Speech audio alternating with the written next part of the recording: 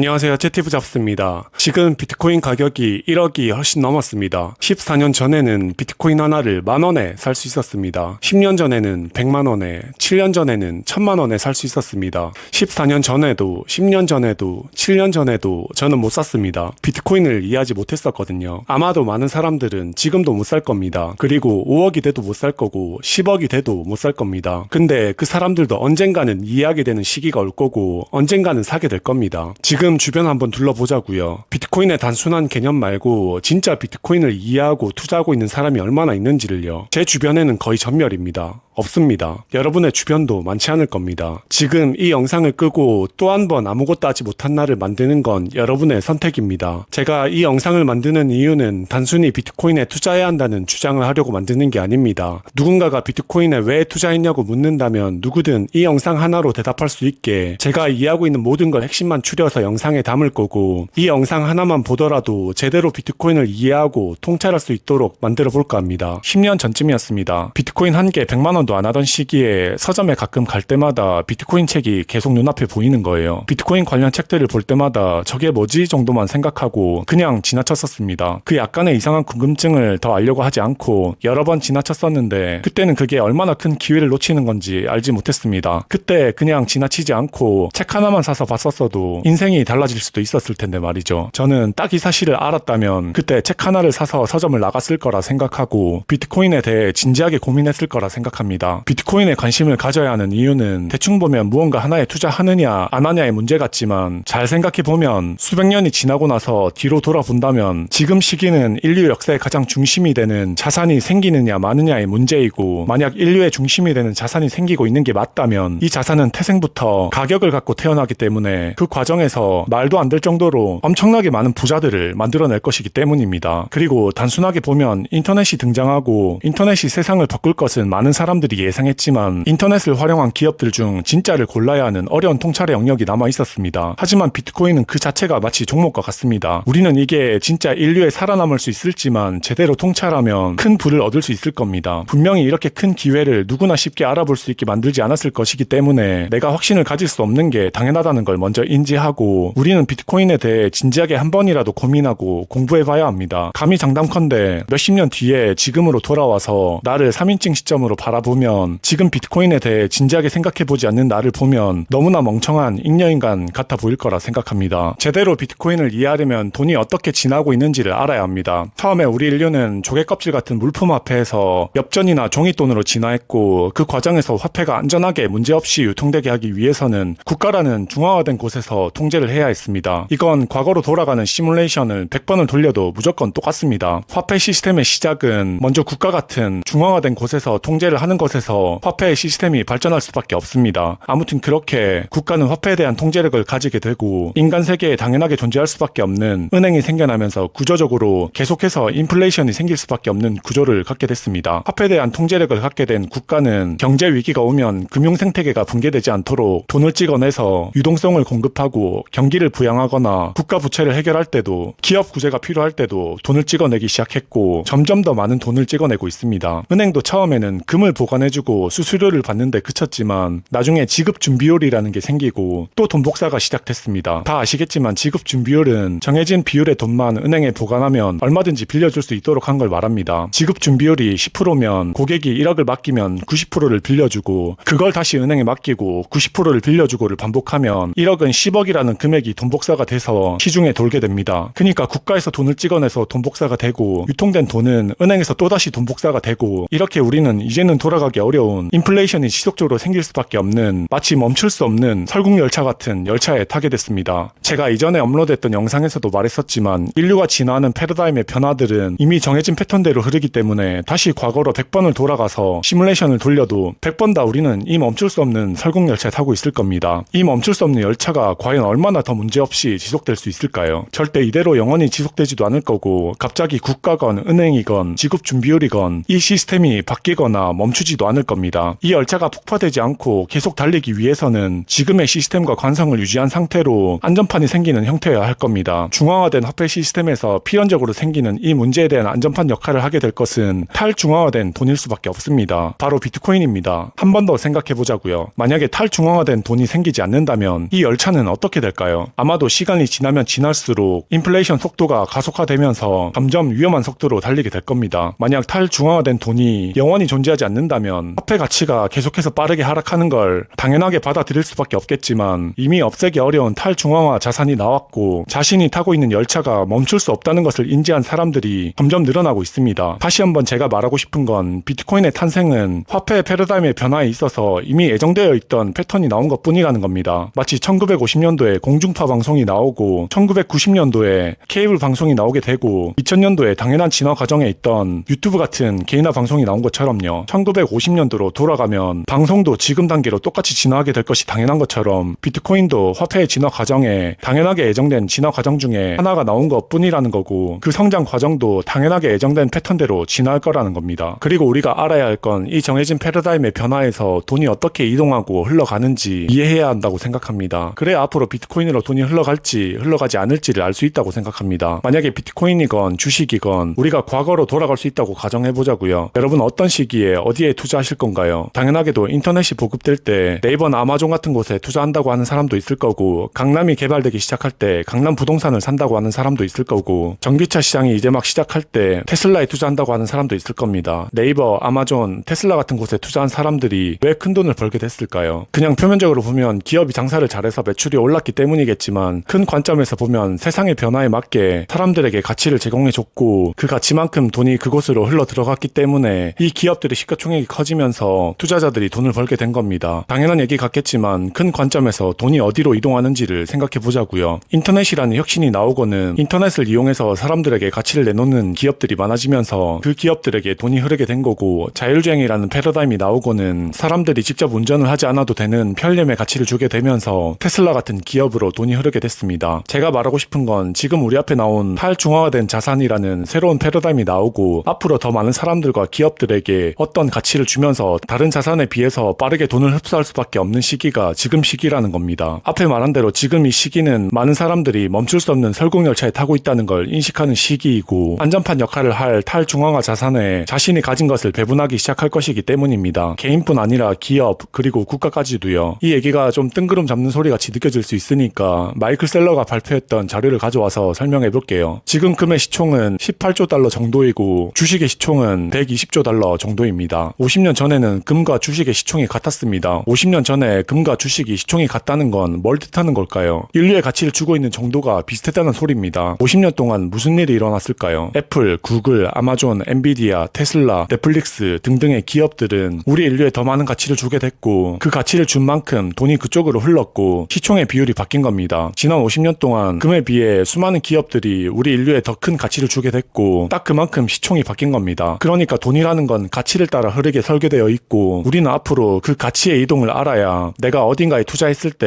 그 보상을 받을 수 있다는 겁니다. 지금 시총의 크기는 이렇습니다. 지금은 비트코인이 금에 비해서 10분의 1 수준이고 주식에 비해서는 60분의 1 수준입니다. 만약 10년 뒤에는 어떻게 될까요? 당연히 앞으로도 수많은 기업들이 우리한테 더 큰 가치를 줄 것이기 때문에 주식의 시총은 금에 비해서 계속해서 커질 겁니다. 지금 금의 시가총액과 비트코인의 시가총액은 어떻게 변화하게 될까요? 저는 이걸 제대로 파악하는 게 비트코인 투자의 핵심 중 하나라고 생각합니다. 멈출 수 없는 설국열차에 타고 있는 우리는 앞으로 어떤 자산이 더 가치 있다고 느낄까요? 계속해서 젊은 세대로 세대는 교체되어 갈 텐데 젊은 세대들은 금과 비트코인 중 어떤 자산이 더 가치가 있다고 느끼게 될까요? 중요한 건 지금 당장 어떤 게 더 가치 있다고 느끼는지가 아니라 앞으로의 비율이 어떻게 변화해 갈지가 중요한 겁니다. 이 표처럼 최근 100년 동안 화폐 가치가 99% 하락했습니다. 최근 100년 동안 화폐 가치가 빠르게 하락해온 것처럼 당연히 화폐 가치는 계속해서 하락할 것이기 때문에 김밥 가격도 계속해서 오를 거고 금값도 계속해서 오를 거고 S&P 500도 계속해서 오를 거고 비트코인도 계속해서 오를 겁니다. 사람들은 결국 휴지 조각이 되는 화폐를 자산으로 바꿔서 자신의 부를 지켜야 할 텐데 앞으로 어떤 자산이 지금보다 더 많은 선택을 받게 될까요? 과연 금의 시총, 비트코인의 시총은 10년 뒤, 50년 뒤에 어떻게 바뀔까요? 만약에 비트코인이 먼저 인류에 존재했고 금이 이제 막 발견됐다고 가정해보자고요. 비트코인을 대하는 것처럼 똑같은 현상이 발생할 겁니다. 지금 비트코인은 가치도 실체도 없는 데이터 쪼가리이기 때문에 비트코인을 믿지 못하는 사람들이 많은 것처럼 것처럼 금은 돌덩이에 불과하다고 말하는 사람들도 있을 거고, 화폐로 쓰기에는 너무 무겁고 불편하기 때문에 가치가 없다고 말하는 사람들도 있을 겁니다. 근데 인류의 어느 시점부터 존재해야 하고 존재할 수밖에 없다는 걸 인지하고 나서부터는 지금 사람들이 생각하는 금처럼 당연한 자산이라고 생각을 하게 될 겁니다. 이제 비트코인이 나온 지 15년이 됐습니다. 금이 나온 지 15년이 됐을 때는 과연 사람들의 생각이 지금과 같았을까요? 그러니까 우리가 생각해야 할 건 나온 지 얼마 안 돼서 믿을 수 없어가 아니라 이게 진짜 금처럼 당연하게 존재하게 되는 것일 가능성이 있으니까 그것에 대해 진지하게 공부해 봐야 한다가 맞을 겁니다. 지금 비트코인은 이미 세계에서 7번째로 큰 자산이 됐습니다. 구글이나 은과 비슷한 규모로 큰 자산이 됐습니다. 금, 애플, 아마존이 10년 안에 사라질 거라 생각하는 사람은 거의 없는데 아직도 비트코인이 사라질 거라 생각하는 사람들은 많습니다. 지금 시기에 왜 비트코인에 대해 공부하고 투자를 해야 하는지에 대한 이유들을 말해보면, 먼저 만약에 인류에 존재하게 되는 자산이라면 앞에 말한 대로 진짜 말도 안 될 정도로 엄청나게 많은 부자들을 만들어낼 것이 분명하기 때문입니다. 지금 주변을 보면 생각보다 코인으로 인생 역전을 한 사람들이 많습니다. 이게 단순히 운이 좋아서 부자들이 생겼구나 라고 생각하고 넘길 문제일까요? 우리가 살고 있는 이 인류는 자생적으로 진화하려는 습성을 갖고 있기 때문에 아무 이유 없이 수많은 사람들을 부자로 만드는 그런 일이 생기도록 놔두지 않습니다. 세상은 필요 이상으로 불필요하게 부자들을 많이 만들어내도록 설계가 되어 있지 않습니다. 인류는 스스로 파괴되지 않고 자생해야 하니까요. 그러니까 운이 좋아서 몇 명이 부자가 됐네 라고 생각하기에는 너무나 많은 사람들이 코인으로 부자가 되고 있다는 겁니다. 분명히 인류는 신기루처럼 사라질 무언가 때문에 이렇게 많은 수의 부자들을 만들어내지 않을 겁니다. 저는 지금 시기가 인간 지표로 볼 때 이 현상이 별것이 아니라는 것을 충분히 의심해 볼 만한 시기가 지난 시기라고 생각합니다. 만약에 인터넷이 지금 막 탄생했고 닷컴 버블을 지난 시점이라고 가정해 보자고요. 그러면 우리는 뭘 공부해야 할까요? 인터넷이 어떻게 단계적으로 변화할지, 내가 그 속에서 창업이든 투자든 어떻게 기회를 찾을 수 있을지 공부해야 할 겁니다. 근데 닷컴 버블 때 이미 너무 많은 부자들이 나와서 충분히 의심해 볼 만한 시기가 지났다고 생각할 수 있는 시기임에도 닷컴 버블을 보아하니 투자는 너무 위험한 거로 판단해 버리고 아직까지 불확실한 게 너무 많고, 뉴스들을 보면서 지금 당장의 가격의 등락을 보고 일회일비하면서 아무 의미 없이 그저 공포감을 느끼고, 당연히 확신을 가질 수 없는 시기에 확신이 없다는 이유로 아무것도 하지 않고 있는 사람이 많다고 생각합니다. 두 가지 경우가 있을 겁니다. 비트코인이 신기루처럼 사라지는 경우와 비트코인이 미래 인류의 중심이 되는 자산이 되는 경우입니다. 단순히 인간 지표로 볼 때도 없어질 현상 때문이라고 하기에는 너무 많은 사람들이 부자가 되고 있고 존재 여부를 의심해 볼 만한 시기가 지났다고 충분히 생각해 볼 수 있기 때문에, 우리가 공부해야 할 건 신기루처럼 사라지냐 아니냐가 아니고, 만약 사라지지 않고 인류의 중심이 된다고 가정하면 어떤 흐름으로 진화하게 될지를 생각해 봐야 합니다. 인터넷도 초창기 시절로 돌아가면 똑같은 패턴대로 진화할 겁니다. 메일이 생기고 채팅이 생기고 포털이 생기고 쇼핑몰이 생기고 오픈마켓이 생기고 SNS가 생기고 빅데이터가 생기고 AI가 생기고 똑같은 패턴대로 진화할 거고, 비트코인도 미래에서 다시 또 시뮬레이션을 돌리면 화폐의 역사는 똑같은 패턴대로 진화할 겁니다. 우리는 그걸 공부하고 비트코인이 미래에 존재할 것이라 생각한다면 그 패턴을 이해한 상태에서 현명하게 베팅을 하는 겁니다. 제가 이전 영상에서 비트코인의 10가지 단계에 대해서 이야기했었는데 다시 한번 간략하게 핵심만 설명해 보겠습니다. 비트코인은 아마도 다시 진화해도 이 단계로 진화하게 될 겁니다. 첫 번째는 이게 뭔지도 잘 모르는 무관심의 단계이고, 두 번째는 블록체인이라는 새로운 기술이 있었기 때문에 호기심이 생기고 가격이라는 것이 생기는 단계입니다. 세 번째는 거래소의 탄생입니다. 국가도 블록체인이라는 혁신적인 기술 때문에 도박장 같은 거래소를 열어둘 수밖에 없었고, 여기서부터 인간의 욕망이 자극받게 돼서 가격이 널뛰기가 시작됐습니다. 금도 똑같이 지금 코인 거래소처럼 1초 만에 쉽게 사고 팔 수 있었다면 똑같은 성장 과정을 거쳤을 겁니다. 네 번째로 다시 시뮬레이션을 돌려도 꼭 거치게 될 단계는 폭락입니다. 비트코인의 성장 과정에 폭락이 분명히 존재해야 하는 이유는, 만약에 폭락이나 큰 변동성 없이 가격이 상승한다고 가정해보자고요. 그러면 너도 나도 이 자산을 갖고 싶어 할 겁니다. 잘 생각해보면 큰 변동성이 문제라서 가치가 없다고 말하는 건 말 자체가 모순이라는 겁니다. 변동성 때문에 가치가 없다고 말하는 사람들은 진짜 자기 스스로 바보라고 말하는 겁니다. 인권 관점이 아니라 이걸 만든 조물주 관점으로 한번 상상해보자고요. 초기에 큰 변동성과 폭락의 경험을 주지 않으면 너도 나도 이 자산을 가지려고 할 것이기 때문에 일종의 명령을 사람들의 뇌에 주입시킬 겁니다. 공포와 두려움이요. 그래야 한 번에 많은 사람들이 참여하지 않고 단계적으로 나중에 참여하게 만들 수 있을 거거든요. 저는 우리가 비트코인에 투자할 때 삭제해야 할 기억 중 하나가 폭락으로 인한 공포와 두려움이라고 생각합니다. 그리고 다음 단계는 인류 인구 중 비트코인에 대한 믿음을 가지는 사람들이 점점 많아지는 단계입니다. 이게 지금 거치고 있는 단계라고 생각합니다. 제 주변에도 10년 전, 5년 전, 3년 전, 지금 비트코인에 대한 생각이 많이 바뀌었고 계속해서 믿음을 가지는 사람들의 비율이 늘어나고 있는 단계입니다. 그 다음 단계는 뭘까요? 저는 분명히 그게 갈등이라고 생각합니다. 그러니까 비트코인을 갖고 있는 사람과 갖지 않은 사람 때문에 생기는 갈등입니다. 비트코인이 계속해서 금액이 상승하면서 비트코인을 갖고 있는 사람과 갖고 있지 않은 사람으로 나뉘면서 그 갈등은 각종 나라의 규제를 가져오거나 비트코인 수요에 영향을 미치는 사건들을 만들어낼 거라 생각합니다. 그리고 그 다음 단계는 수많은 알트코인의 몰락이라고 생각합니다. 이 부분에 대해서는 뒤에서 더 설명하겠습니다. 저는 그 다음 단계는 비트코인이 제도권으로 제대로 편입되고 금과 시총이 가까워지면서 인류에 흡수되는 과정을 거칠 거고, 그 이후에 지금처럼 새로운 알트코인 생태계가 아닌 비트코인을 중심으로 한 라이트닝 네트워크나 월렛을 활용한 지불 같은 비트코인 기반 생태계가 자리를 먼저 잡은 후 스마트 컨트랙트가 됐건 디파이가 됐건 진짜 필요성이 생긴 후 단계적으로 새로운 알트코인 생태계가 생기는 것이 당연하게 거쳐야 할 진화 과정이라고 생각합니다. 저는 다시 비트코인이 탄생하는 시점으로 돌아가더라도 똑같은 과정을 거쳐야 한다고 생각합니다. 비트코인은 전 세계적인 수요와 공급에 의해 가격이 결정됩니다. 지금까지 비트코인이 계속해서 상승한 이유도 매수에 참여할 사람들의 비율이 훨씬 더 계속해서 많았기 때문입니다. 왜냐하면 어느 시점까지는 인간의 욕망을 자극해서 합법적인 도박적인 거래소로 더 많은 사람들을 유입시킬 수밖에 없었기 때문입니다. 실제로 기업들도 비슷한 성장 과정을 거칩니다. 배달민족이든 카카오든 누구나 알게 되는 시점까지는 계속해서 더 많은 비율의 사람들이 그 서비스를 알게 되고 이용하게 되면서 빠르게 성장하고 누구나 알게 되는 시점 이후에 상장을 합니다. 그때부터도 성장을 하지만 그래프는 그 시점부터 완만해지기 시작합니다. 비트코인도 대부분이 알게 되는 시점까지는 가파른 상승 곡선을 그리고 그 뒤부터는 이전만큼 빠른 상승 곡선을 만들지는 못합니다. 아무튼 지금까지 비트코인이 폭등과 폭락을 반복한 이유는 비트코인 매수와 매도에 참여하는 비율이 바뀌었기 때문이고, 계속해서 가격의 최고점이 높아진 이유는 인류 전체의 비트코인에 대한 믿음의 비율이 높아졌기 때문입니다. 그러니까 지금 당장에는 수요와 공급에 영향을 미치는 이슈들이 나오면서 다시 1억 이하가 될 수도 있고 2억을 넘길 수도 있을 겁니다. 근데 우리가 알아야 할 것은 합법적인 도박적인 거래소를 없앨 수 없는 상태가 됐고, 우리는 계속해서 욕망을 자극받게 될 거고 멈출 수 없는 설국열차에 타고 있다는 걸 점점 더 많은 사람들이 깨달을 거고, 비트코인에 대해 믿음을 가지게 되는 인구의 비율이 계속해서 높아질 거라는 겁니다. 당장의 가격 변동은 맞추기 어렵겠지만 인터넷이 탄생하고 인터넷에 관심이 없거나 상관없는 일을 하는 사람들은 나중에 인터넷을 받아들였을 뿐, 인터넷이 등장하고 이미 방향성이 정해졌던 것처럼 비트코인도 방향성은 이미 정해졌다고 생각합니다. 제가 비트코인 가격이 1억이 되기 직전에 1억이라는 높은 금액임에도 비트코인을 사야 한다고 생각하는지를 영상으로 올린 적이 있는데, 지금도 유효하다고 생각하는 이유를 개인적인 생각을 담아 말해보겠습니다. 1억을 넘기고 나서 멤버십 전용 게시물로 비트코인에 대한 내용을 올렸었는데 그때 적었던 내용과 비슷합니다. 저는 개인적으로 지금이 비트코인으로 비교적 큰 돈을 벌 수 있는 마지막 시기라고 생각하고 있습니다. 왜냐하면 비트코인이 만약에 3-4배 더 올라서 비트코인 시총이 금의 절반 정도가 되는 시총을 갖게 되면 상승률이 제법 둔화되기 시작할 거라 생각하기 때문입니다. 비트코인 시총이 금의 절반이 되면 2배가 뛰어도 금과 시총이 같아지고 더 큰 금액으로 오르기까지는 제법 긴 시간이 필요하다고 생각하기 때문입니다. 금 시총과 가까워질수록 인류는 오랫동안 대표적인 자산 역할을 해온 금과 계속해서 가치를 비교하고 검증하고 인류 자생적 관점에서도 저항하는 힘이 생길 거라 생각합니다. 주식 시총이 금의 시총보다 더 큰 금액으로 성장했던 것도 인터넷 같은 기술들이 나오면서 수많은 기업들이 우리 삶에 더 큰 가치를 주게 되면서 커지게 된 것처럼, 비트코인도 금보다 훨씬 더 큰 규모로 시총이 구성되기 위해서는 인류 전체에 금보다 나은 자산이라는 사회적 합의와 믿음의 정도가 동반되어야 한다고 생각하기 때문에 아주 빠른 시간 안에 금보다 높은 시총을 갖게 되기는 어렵다고 생각합니다. 저는 비트코인이 장기적으로 금보다 훨씬 높은 시총을 갖게 될 거라고는 생각하지만, 인류가 탄생하면서부터 인류의 중요한 자산 역할을 했던 금의 시총을 이제 15년밖에 되지 않은 자산이 단숨에 아무렇지 않게 넘기는 건 쉽지 않다고 생각합니다. 그리고 저는 비트코인을 투자하는 시기에 있어서 앞으로 매수에 참여하게 될 비율과 매도에 참여하게 될 비율 중 어떤 쪽이 우세한지 파악하고 투자하는 게 정말 중요하다고 생각합니다. 거래소가 생기고 대부분이 비트코인을 알게 될 때까지는 매수 비율이 계속해서 높을 수밖에 없었고, 코로나가 터지고 부동산과 주식이 올랐을 때는 그 유동성이 비트코인으로 향할 가능성이 높았기 때문에 그 시기에는 매수가 유리한 게 맞았었고, 폭락이나 큰 하락을 했을 때는 인류 전반에 비트코인의 믿음을 가지는 비율 상승 곡선보다 단기적 수요로 지나치게 높은 가격 상승이 있었을 때였습니다. 누구나 알게 되는 시점이던 2017년 말이나 코로나로 인한 유동성 과잉이 만들어낸 상승이 있었던 2021년 말에는 인류가 받아들인 정도의 믿음의 비율보다 높은 상승이 있었기 때문에 매도의 힘이 우세할 확률이 높았고 폭락이 나왔다고 생각합니다. 많은 사람들이 지금의 1억 2천만 원이라는 금액이 너무 높은 금액 같다고 느껴질 거라 생각하고 차트로 보더라도 정말 아찔하게 높은 금액인데도, 저는 개인적으로 아직도 매수를 담당하게 될 주체들이 내재적으로 많다고 생각합니다. 물론 트럼프 당선 때문에 단기간에 많이 올랐기 때문에 조정이 충분히 나올 수 있다고 생각합니다. 하지만 예전에 폭락을 했던 시기와 다르게 지금의 상승은 믿음의 비율이 어느 정도 함께 높아졌다고 생각하기 때문에 폭락이 나오더라도 예전과는 다를 거라 생각합니다. 물론 지금 하락을 할 수도 있고 상승할 수도 있을 겁니다. 그걸 100% 확신하고 맞출 수 있는 사람은 없을 겁니다. 제가 매수의 힘이 아직도 충분하다고 생각하고 유리한 위치에 있다고 생각하는 이유는 지금까지는 개인과 일부 소수 기업들이 매수에 참여했지만 앞으로 잠재적으로 기업들의 회계 처리 이슈나 정책적인 이슈가 맞물리면서 기업들이 적극적으로 매수에 참여할 가능성이 있고 그냥 아직은 가능성일 뿐이긴 하지만 국가 단위에서도 매수에 참여할 가능성이 남은 시기이기 때문입니다. 만약 비트코인이 인류에 나중에 존재하게 되는 자산이라면 많은 기업들이 비트코인을 매수하거나 국가 단위에서 매수를 하는 단계가 존재할 거고 이 과정이 일어나기 전 시기는 분명한 기회의 시기였을 것이기 때문입니다. 성장 과정에서 이 단계가 지나면 가격의 변동성은 분명 그 전보다 훨씬 낮아지는 시기로 돌입하게 될 거라 생각합니다. 물론 당장에 내일 어떤 일이 생길지 모르기 때문에 머지않아 경기 침체가 올 수도 있고 여러 가지 변수들이 생겨서 1억 이하로도 얼마든지 하락할 수 있다고 생각하지만 우리가 알아야 할 것은 경기 침체가 오건 거래소가 해킹을 당하든 여러 변수가 생겨서 1억 이하로 떨어지더라도 계속해서 인류가 받아들인 정도의 믿음의 비율은 높아지고 있다는 사실입니다. 그래서 저는 지금 시기에서는 꼬아서 볼 필요 없이 예전과 같은 규모의 폭락은 나오기 어렵다고 생각하고 만약 지금 비트코인을 매수한다면 30-40% 하락할 수 있다고 가정하고 손해를 볼 각오를 하고 비트코인을 조금이라도 보유를 시작해야 한다고 개인적으로 생각합니다. 제 생각이 틀릴 수도 있겠지만 저는 앞으로 대부분의 알트코인이 몰락하는 과정을 보게 될 거라 생각합니다. 두 가지 방향성 중 하나로 어떤 이유에서 비트코인과 알트코인이 같이 하락하거나 비트코인은 큰 하락이 없는 상태에서 알트코인만 더 큰 하락을 하는 패턴이 나올 거라 생각합니다. 그렇게 생각하는 이유는 코인 생태계가 만약 주어진 패러다임대로 진화한다면 그렇게 진화해야 한다고 생각하기 때문입니다. 먼저 비트코인이 생겨나고 알트코인의 탄생은 분리할 수 없는 숙명과 같은 일이었습니다. 왜냐하면 비트코인이 개념적으로 비슷하게 구현하기가 너무 쉽거든요. 예를 들어 금이 지금 나왔다고 가정하면 금이 비싸게 거래되기 시작하고 어차피 돌덩이인 금이 가격을 가지기 시작하니까 비슷하게 생긴 돌덩이들을 다 이름을 붙여서 거래하기 시작할 겁니다. 왜냐하면 돈을 벌어야 하는 거래소가 있고 다 그럴듯한 이유가 있거든요. 어떤 돌은 반짝이기 때문이고 어떤 돌은 튼튼하기 때문이고 어떤 돌은 크기가 일정해서 주고받기 편해서일 겁니다. 근데 이 돌들도 1초 만에 거래할 수 있는 거래소라는 게 있으면 분명히 가격이 생길 거고 거래가 될 겁니다. 그러니까 알트코인이 가치를 가지는 이유는 그 알트코인들이 가치를 가지고 있기 때문이 아니고 거래소가 있기 때문에 가격이 생겨나고 가격이 생겨나기 때문에 인간의 욕망이 자극받기 때문에 가치를 가진 것처럼 보이게 된다는 겁니다. 여기서 알트코인들이 탄생하게 된 과정을 잘 볼 필요가 있습니다. 비트코인이라는 혁신적인 화폐가 나왔습니다. 비트코인 거래를 기록하는 채굴을 보상 없이는 아무도 하지 않을 것이기 때문에 채굴에 참여하는 사람들에게 비트코인을 주기로 했습니다. 사실 이것도 처음엔 아무런 가치가 없었죠. 근데 거래소가 생기고 가격이 생겨나고 인간의 욕망을 자극하게 되면서 가치를 갖게 됐습니다. 근데 사람들이 생각을 해보니 이거 그냥 창조 경제인 거예요. 어차피 채굴해서 그 코인을 보상으로 주면 되니까 이상한 창조 경제가 생겨나기 시작했습니다. 어떤 커뮤니티 코인은 자기 커뮤니티에 글을 쓰면 그 생태계를 굴리는 사람들에게 코인을 보상으로 주고 코도 안 풀고 돈을 만들어내기 시작했고 어떤 자기가 노래하는 것을 올리는 플랫폼에서는 코인을 만들고 코인 생태계라는 명목하에 보상을 코인으로 주고 그 코인을 상장시켜서 가격을 갖게 해서 가치를 가지는 것처럼 보이게도 만들었습니다. 사실 비트코인도 그렇고 알트코인도 그렇고 채굴한 코인을 우리가 사줄 필요는 없습니다. 우리가 그걸 사는 이유는 거래소가 있고 우리 욕망 때문에 그걸 사고 있는 겁니다. 이렇게만 보면 비트코인이나 알트코인이나 별 다를 게 없죠. 다시 금이라고 생각해 보자고요. 금이 지금 나왔더라도 일정 시간까지는 다른 돌덩이들도 마치 가치를 가지는 것처럼 보일 겁니다. 근데 결국에는 금이 살아남고 나머지 돌들은 대부분 가치가 없어질 겁니다. 아마도 인류를 다시 과거로 돌려도 금은 지금의 금과 똑같은 역할을 계속할 겁니다. 인류에 존재해야 하는 자산은 금처럼 돌덩이에 불과하더라도 인류 대부분이 믿음을 가질 수 있어야 하고 공통된 합의가 있어야 합니다. 금이 다른 돌덩이와 다른 게 뭘까요? 설명하기 애매할 겁니다. 그냥 인류가 과거로 몇 번을 반복해서 돌아가더라도 당연한 자산으로 남을 수밖에 없도록 바꿀 수 없는 환경과 조건과 생태계를 타고났기 때문입니다. 비트코인도 인류의 당연한 자산으로 남아야 할 자산이 될 수밖에 없다고 생각합니다. 왜냐하면 이미 그 과정이 지나버렸거든요. 우리 인류에 지금 필요한 자산은 중앙화된 자산에 대한 안전판으로 나온 것이기 때문에 그 자체로서는 완벽하게 탈중앙화되어야 하고 극소수의 코인 발행자나 경영진에 의해 본질이 바뀌거나 훼손되지 않아야 하고 앞으로 그럴 가능성도 없어야 하고 그러면서 발행량을 조절할 수 있거나 무한해서도 안 되고 유한한 수량을 갖고 있어야 하고 기업이 성장하는 과정처럼 아무것도 모르는 상태에서 우리 삶 속에 스며들어야 하고 그 과정에서 아주 많은 인구에 분포되어야 합니다. 그 진화 과정에서 인류 전반의 믿음을 가질 수 있고 사회적으로 공통된 합의를 가질 수 있어야 합니다. 똑같은 성격을 가진 코인이 복사돼서 나오더라도 이미 이러한 완벽한 과정을 거친 비트코인을 대체하기는 이제 어렵다고 생각하고 만약에 그런 일이 생긴다고 가정해도 그렇게 되면 인류에 어마어마한 혼란을 가져올 거라 생각합니다. 저는 이미 인류의 자산 중의 규모로 10위 안에 든 비트코인이라는 자산이 없어지고 다른 코인이나 자산으로 대체되는 일이 생긴다면 인류 자생적 관점으로 볼 때 인류에 너무 큰 혼란을 가져오게 될 거라 생각합니다. 그리고 그렇게 돼서도 안 된다고 생각합니다. 개인적인 생각이지만 최근에 왜 밈코인들이 상승을 했을까요? 물론 저도 이것도 미래를 예측한 게 아니라 과거를 보고 판단한 것일 뿐입니다. 처음에는 비트코인이 생겨나고 거래소가 생겨나고 비트코인뿐 아니라 알트코인들도 모조리 일정 수준까지 가격을 만들어냈습니다. 비트코인 다음 큰 시가총액을 갖고 있는 이더리움은 스마트 컨트랙트라는 성격을 가지고 비트코인의 5분의 1에 가까운 시총으로 성장했습니다. 처음에는 이런 코인들이 주목을 받았고 그 다음에는 다양한 기능과 역할에 따른 코인들이 주목을 받고 알트코인의 힘이 닿는 끝쯤에는 코인 덱스에서 말하는 기술이나 미래에 대한 주장의 의미가 없어지는 시기가 오고 대부분의 사람들은 어차피 알트코인은 인간의 욕망으로 움직이고 있다는 것을 깨닫는 시점이 오고 결국 알트코인에 있어서 어떠한 기술도 중요하지 않고 덱서 내용이 중요하지 않다는 것을 깨닫게 되고 어차피 수요가 몰릴 수 있는 밈 코인에 집중하는 현상이 나온 것이 지금의 시점이라고 생각합니다. 이 다음은 어떻게 될까요? 당연히 제가 틀릴 수도 있지만 저는 이 다음 패턴이 당연하게 전반적인 알트코인에 대한 믿음의 하락 단계라고 생각하고 있습니다. 그러니까 개인적으로 지금부터는 알트코인들이 단계적으로 계속해서 하락하고 중간중간에 이슈가 돼서 일시적으로 상승하는 코인들이 있겠지만 대부분의 알트코인의 시가총액이 빠지고 코인 생태계에서 비트코인의 시가총액이 차지하는 비율이 점점 높아지는 현상이 지속될 거라 생각합니다. 이 과정이 비트코인이 같이 하락하면서 수렴할 확률이 높다고 생각하지만 어쨌거나 결과적으로 비트코인 도미넌스는 계속해서 높아질 거라 생각합니다. 또 개인적인 생각으로 두 번째로 시가총액이 높은 이더리움이 최근에 오르지도 않고 하락폭도 더 큰 이유가 저는 초기에 가져가야 할 이더리움의 가치보다 훨씬 높은 상승을 가져갔기 때문이라고 생각합니다. 단순 무식하게 금에 비유해서 말하면 어차피 알트코인은 금을 표방한 돌덩이일 뿐이지만 이더리움은 더 많은 기대치를 넣을 수 있는 돌덩이였고 더 많은 거품을 만들어낼 수 있는 코인이었다고 생각합니다. 이더리움이 가진 스마트 컨트랙트가 의미가 없다고 말하는 게 아니고 마치 인터넷이 나오고 이제 막 메일 정도를 주고받고 있을 때 어느 정도 긴 시점까지 생활에 아무런 활용도 할 수 없는 AI 주식이 나왔고 지금은 아무것도 할 수 없는 하나의 주식에 투자하는 것과 같다고 생각합니다. 저는 개인적으로 이더리움을 포함한 알트코인은 장기적으로 적어도 비트코인의 10분의 1 수준 이하로 형성되는 게 당연한 것이 아닐까 생각합니다. 이더리움 같은 알트코인에 투자하는 분들이 욕할 수도 있고 지극히 개인적인 생각일 뿐이지만 저는 먼 미래에 알트코인이 비트코인의 시총의 5분의 1이나 되는 시총을 가졌었다는 것에 놀라게 될 거라 생각합니다. 주식 투자를 할 때도 똑같은 종목에 투자해도 손해를 보는 사람이 있고 수익을 적게 보고 많은 사람이 있고 인생 역전을 할 만큼의 수익을 보는 사람이 있습니다. 그 이유가 뭘까요? 똑똑하지 않아서일까요? 더 낮은 금액에 매수하지 못해서일까요? 그렇지 않습니다. 생각보다 큰 수익을 못 내는 이유는 낮은 금액에 매수하지 못해서도 아니고 똑똑하지 않아서도 아니고 너무 가격 자체에 초점을 맞춰서 생각하고 판단하기 때문이라고 생각합니다. 지금도 비트코인 가격에 초점을 맞춰서 보면 사는 것도 힘들고 파는 것도 힘들 거라 생각합니다. 근데 비트코인이 아직까지 본질적 가치가 변하지 않았고 가격은 널뛰기를 하고 있지만 지금까지의 데이터는 어김없이 반감기 때마다 정고점을 갱신해가고 있고 그 주기로 판단할 때 금이 됐건 S&P 500이 됐건 큰 투자 자산들 중에 아직까지는 어김없이 비트코인이 훨씬 더 큰 상승을 했습니다. 비트코인이 그 자산들에 비해 낮은 상승을 하거나 다른 패턴을 보일 때까지는 무식하더라도 몸을 담고 있는 게 저는 옳은 판단이라고 생각합니다. 만약 창업을 하든 투자를 하든 냉정하게 생각해보고 리스크를 정확하게 파악하고 있는 게 중요하다고 생각합니다. 저도 비트코인이 좋은 자산이라고 생각하지만 하나의 큰 리스크를 안고 성장을 하고 있다고 생각합니다. 이 리스크가 언제 어떻게 해소될지는 모르겠지만 이 리스크 때문에 비트코인이 지금 시기에 가져가야 할 금액보다 높은 금액으로 형성되어 있을 수 있다고 생각합니다. 그 이유는 아직도 가치도 없고 의미도 없는 너무나 많은 코인들이 가격을 유지하고 있다는 겁니다. 아무 의미 없는 코인들이 높은 시가총액을 유지하고 있다는 건 분명 비트코인에도 거품이 있을 수 있다는 이야기일 겁니다. 저는 만약 비트코인이 원인을 알 수 없는 하락의 그림이 나온다면 이 리스크가 해소되는 과정이 아닐까 생각합니다. 저는 이게 두 가지 방향으로 해소가 될 거라 생각하는데 하나는 어떤 사건이나 현상 때문에 비트코인과 알트코인이 같이 하락하는 과정이 나오거나 비트코인은 크게 하락하지 않지만 알트코인 가격이 긴 시간 동안 서서히 빠지는 두 가지 방향으로 해소가 될 거라 생각합니다. 저는 이 두 가지 경우가 반복되면서 계속해서 리스크가 해소돼야 한다고 생각합니다. 아무튼 저는 비트코인 투자의 가장 큰 리스크는 아무 의미 없는 코인들이 가격을 유지하고 있는 것이라 생각하고 있습니다. 우리 돈은 점점 무게가 가벼워지고 있습니다. 화폐는 물건 전체를 직접 주고받는 물물교환에서 액수에 따라 전달해야 하는 화폐의 무게와 양도 커지는 조개껍질, 동전, 지폐로 진화했고 더 가볍게 데이터화되면서 신용카드 같은 하나의 매개체를 두고 사용했고 이제는 신용카드도 없이 휴대폰만으로 결제하는 방향으로 넘어가고 있습니다. 앞으로는 AI 세상이 펼쳐지고 점점 더 많은 결제가 무언가의 매개체 없이 자동화되거나 단순한 명령으로 돈이 전달되면서 화폐는 계속해서 더 가벼워질 겁니다. 아직까지 AI의 발전으로 펼쳐질 세상에 어떻게 화폐와 비트코인이 쓰일지 정확히 모르겠지만 AI가 발전하는 세상에서는 분명히 더 가볍고 스마트한 화폐 시스템으로 진화하게 될 거라 생각합니다. 무겁게 주고받던 화폐는 점점 가벼워지는 방향으로 진화했고 데이터화가 된 지 오래됐습니다. 우리 돈을 보존하고 저장하는 자산도 점점 더 가벼워지는 방향으로 진화하지 않을까요? 실물 가치가 없는 데이터 쪼가리인 비트코인도 진화적인 장기적인 관점에서 보면 올바른 방향에 서 있는 자산이 아닐까 생각합니다. 그리고 분명히 벌어져야 할 일들 중 하나는 폭락을 반복하는 겁니다. 왜냐면 100년, 1000년 이후에 비트코인이 가치를 갖기 위해서는 더 넓은 인류에 분포되어야 하고 단기간 내에 너무 큰 상승을 하지 않아야 하고 단계적으로 천천히 가격이 상승해야 하기 때문입니다. 폭락의 반복은 많은 사람들이 단기간 내에 매수에 참여하지 않게 할 수 있는 공포와 두려움을 우리 머리에 입력하는 현상이고 저는 그게 계속해서 반복되어야 한다고 생각합니다. 그리고 거래소와 관련된 이슈가 계속해서 터질 겁니다. 비트코인은 탈중앙화된 자산입니다. 장기적으로 탈중앙화된 자산으로서 역할을 하기 위해서는 지금처럼 중앙화되어 있는 시스템이 점점 보완되고 개선되어야 합니다. 그렇기 때문에 탈중앙화 자산을 다시 또 중앙화하고 있는 거래소가 많은 이슈와 문제가 생겨야 하고 그 과정에서 지속적으로 개선되고 바뀌어야 할 수밖에 없습니다. 탈중앙화 자산이 인류에 자리 잡기 위해서는 이 과정이 필요합니다. 거래소에 문제나 이슈가 발생하지 않는 게 더 이상한 현상이라 생각합니다. 그리고 사람들은 계속해서 불안함을 가질 겁니다. 5년이 지나도 10년이 지나도 비트코인이 5억이 돼도 10억이 돼도 계속해서 불안함을 갖고 있을 겁니다. 비트코인은 이 불안함을 영원히 갖고 갈 겁니다. 잘 생각해 보자고요. 100년 500년 뒤에 인류의 당연한 자산이 되어 있기까지 나온 지 20년도 안 된 자산이 불안함 자체가 없다는 게 더 이상한 현상입니다. 그렇기 때문에 채굴 문제가 됐건 양자 컴퓨터 이슈가 됐건 정책 문제가 됐건 불안함을 계속 가지고 가야 하는 건 비트코인의 숙명과도 같은 거라 생각합니다. 이 불안함 때문에 아무것도 하지 못하는 건 정말 바보 같은 거라 생각합니다. 아기가 태어나고 넘어지고 스스로 학습하고 성장하면서 상처도 받고 이별도 하고 하면서 성장하듯이 비트코인도 계속해서 완전하지 않은 상태로 불안함을 갖고 성장할 겁니다. 그러니까 확신할 수 없고 불안한 건 당연한 거라 생각하고 불안함의 크기는 곧 기회의 크기라고 생각해야 한다고 생각합니다. 그리고 알트코인이 몰락하면서 비트코인 가격도 낮아지는 단계가 올 거라고 생각합니다. 저는 이것도 비트코인의 숙명과 같은 일이라고 생각합니다. 비트코인은 태생적으로 탄생하면서 알트코인을 파생시킬 수밖에 없는 운명을 갖고 태어났고 그 과정에서 거품을 만들 수밖에 없는 운명을 갖고 태어났습니다. 비트코인이 인류에 정착하게 되는 과정에는 덕지덕지 아무 이름을 붙인 가치없는 돌멩이들의 거품이 없어지면서 그 영향이 비트코인에도 함께 미치면서 가격이 하락하는 단계가 있을 거라 생각합니다. 그게 지금부터일 수도 있고 다음 사이클일 수도 있을 겁니다. 그럼에도 비트코인의 시총은 계속해서 높아질 겁니다. 단기적으로 가격이 하락할 수 있겠지만 우리 역사 데이터가 말해주듯이 100년 동안 우리 화폐 가치는 99% 하락했습니다. 우리는 화폐 가치가 하락하는 것을 막을 수 없습니다. 과거로 시뮬레이션을 다시 돌려도 똑같습니다. 이 설국 열차에 타지 않을 수 없습니다. 계속 리셋해서 과거로 가는 시뮬레이션을 계속 돌려보면 어떤 시점이 되면 분명히 많은 사람들이 이 열차의 문제를 인식하고 대안이 필요하다는 생각을 하는 시기가 있을 겁니다. 저는 그 시기가 지금 시기라고 생각합니다. 지금 그 과정에 있지만 앞으로도 더 많은 사람들이 자신의 자산의 일부를 비트코인으로 변환시킬 거고 우리가 선택할 수 있는 자산들 중 규모적인 측면이 아니라 비율적으로 보면 비트코인이 점점 더 많은 선택을 받을 겁니다. 그러니까 장기적으로는 계속해서 시총이 커질 거라 생각합니다. 지구가 탄생했을 때는 지구에 있는 땅은 처음에 전부 공짜였습니다. 그 땅은 처음에는 위에 먼저 집 짓는 놈이 임자였고 땅에 씨를 뿌리는 놈이 임자였습니다. 시간이 지나서 땅은 가격이 생기고 소유가 생겨났습니다. 뉴욕이나 강남처럼 누구나 원하게 되는 곳은 천정부지로 가격이 올랐습니다. 이제는 누구나 그 땅을 원하고 있고 가치 있고 소중한지 잘 알고 있습니다. 예전에 지구가 탄생했을 때처럼 약 15년 전에 지구 같은 땅이 새롭게 생겨났습니다. 2차원 세상에 생긴 땅, 비트코인입니다. 이 땅도 처음에는 초기 지구의 땅들처럼 공짜였습니다. 근데 이 땅은 마치 가상현실처럼 언제든지 가장 비싼 뉴욕 빌딩처럼 마음대로 바꿀 수 있고 위치나 공간에 구애받지 않는 땅이기 때문에 모든 땅들이 동등한 가치를 지니는 특성을 갖고 있습니다. 처음에 지구의 땅이 생겼을 때도 이게 소중한지 뭐가 뭔지 잘 몰랐습니다. 왜냐하면 아직 건축 기술도 없어서 한강뷰가 뭔지도 모를 때고 마을도 없어서 지하철이 어디 나올지도 모르는 상태였을 테니까요. 근데 우리 실제 지구의 전체 땅값은 계속해서 오르게 됐습니다. 왜냐하면 점점 더 많은 사람들이 더 만들 수도 없는 그 유한한 땅을 소유하기를 원했거든요. 이 2차원에 생긴 땅은 소식은 다들 들어서 알고는 있지만 아직도 사람들끼리 당장의 가격이 어떻게 될지 모르니까 눈치만 보고 소유하지 않는 사람들이 너무나 많은 시기입니다. 왜냐하면 이 땅도 지금은 건축 기술도 없고 마을도 없고 지하철도 없어서 뭐가 뭔지 잘 모를 때거든요. 근데 사람들은 지하철역이 생긴다는 확실한 소식이 있으면 구매하려고 합니다. 근데 옛날에도 돈 번 사람들은 그냥 아무 생각 없이 그 땅을 어떤 이유에서든 소유하게 된 사람이었습니다. 확신을 갖고 소유한 게 아니라 그냥 물려받거나 필요해서 그냥 들고 있었던 사람들이 대부분 부자가 됩니다. 투자에 있어서 우리가 확신할 수 있는 기회라는 게 있을까요? 그런 건 존재하지 않습니다. 우리가 투자로 돈을 버는 방법은 확신이 들고 공포나 두려움이 없는 상태가 아니라 가장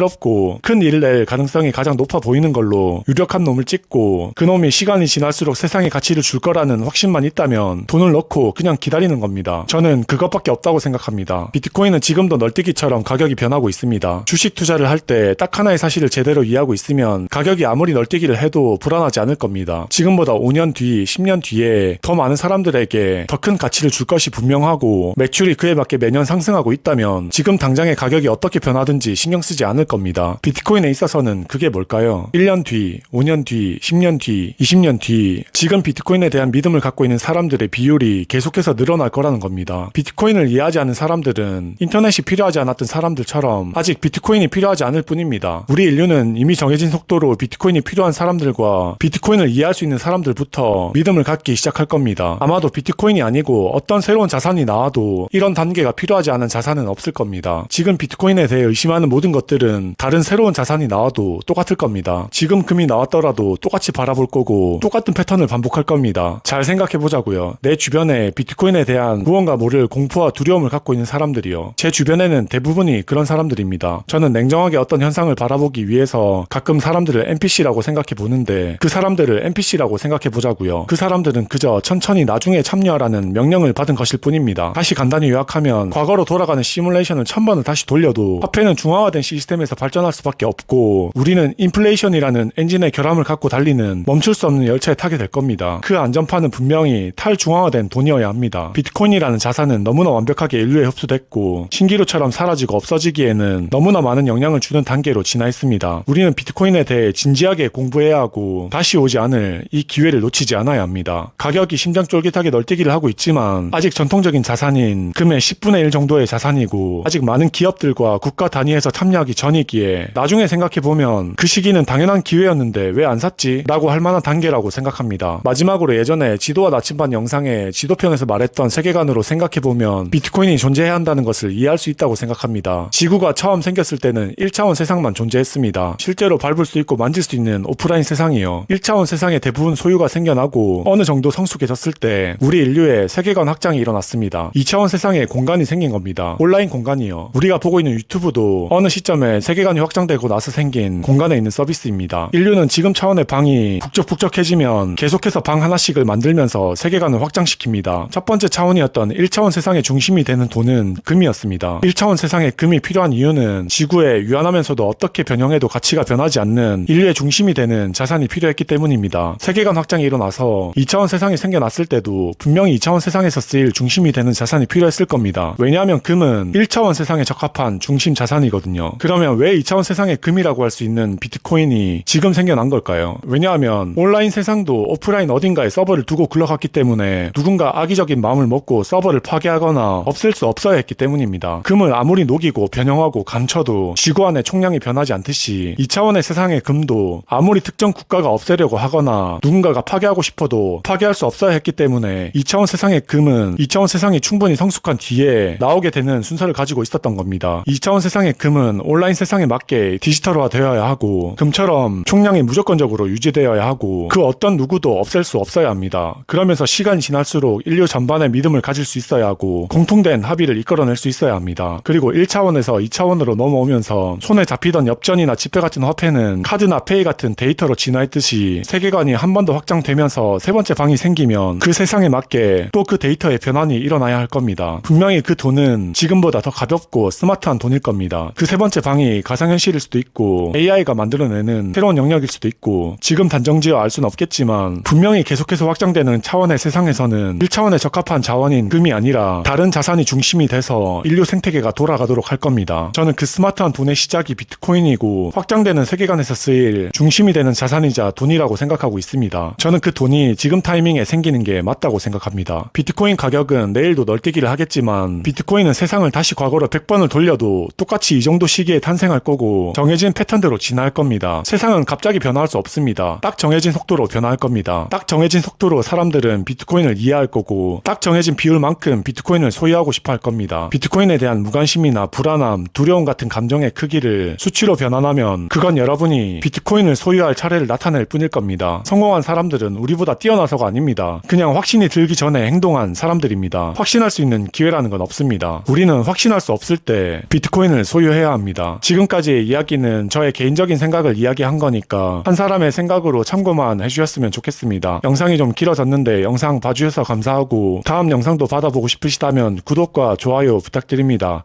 감사합니다.